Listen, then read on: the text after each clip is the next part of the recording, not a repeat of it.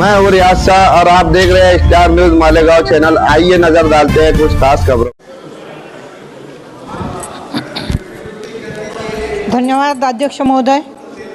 मी आज या सभागृहाचे लक्ष माझ्या धुळे मतदारसंघासह संपूर्ण उत्तर महाराष्ट्रातील नाशिक, जळगाव, नंदुरबार येथील शेतकऱ्यांच्या गंभीर परिस्थितीकडे लक्ष वेधू इच्छिते। आज आमचा बळीराजा निसर्गाचा कोप, बाजारपेठेतील अस्थिरता आणि जागतिक युद्धजन्य परिस्थिती अशा तिहेरी संकटात सापडला आहे।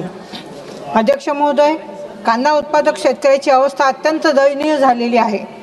कांद्याला किमान विक्री मूल्य MSP नसल्यामुळे शेतकऱ्यांना आपला भाव कवडी मोलाने विकावा लागतो आहे। आपला माल कवडी मोलाने विकावा लागतो आहे। त्यातच पश्चिम आशियातील युद्धजन्य परिस्थितीमुळे आणि रेड सी मधील संकटामुळे आमची निर्यात पूर्णपणे कोलमडली आहे। निर्यातीचा खर्च 200 ते 300% वाढलेला आहे।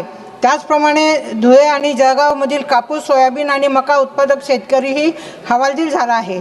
कापूस आणि सोयाबीनचे भाव उत्पादन खर्चाच्या खाली आले आहेत। नाशिकचा द्राक्ष बागायतदार आणि जळगावचा केळी उत्पादक शेतकरी युद्ध आणि हवामान बदल या दोन्ही आघाड्यांवर लढत आहे। जानेवारी-फेब्रुवारी 2026 मधील अवकाळी पाऊस आणि गारपिटीमुळे 50,000 हेक्टरपेक्षा जास्त क्षेत्रातील शेतकऱ्यांचं नुकसान झालेलं आहे।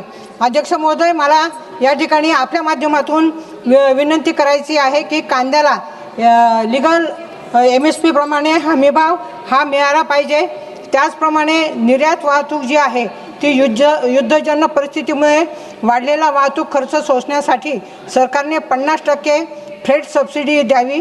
त्याचप्रमाणे खरेदी विक्री धुळे आणि उत्तर महाराष्ट्रात नाफेड आणि CCIची खरेदी केंद्रे वाढवून कापूस, सोयाबीन आणि मक्याची 100% खरेदी हमी भावाने करावी। अवकाळी पाऊस आणि जागतिक संकटामुळे नुकसान झालेल्या उत्तर महाराष्ट्रातील शेतकऱ्यांसाठी विशेष पॅकेज जाहीर करावे।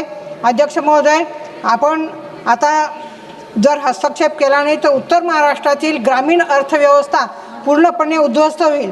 सरकारने आमच्या अन्नदात्याला या संकटातून बाहेर काढावे अशी मी आपल्या माध्यमातून विनंती करते। धन्यवाद अध्यक्ष महोदय। माननीय इस वीडियो को लाइक करें, हमारे चैनल को सब्सक्राइब कर बेल आइकन जरूर प्रेस करें।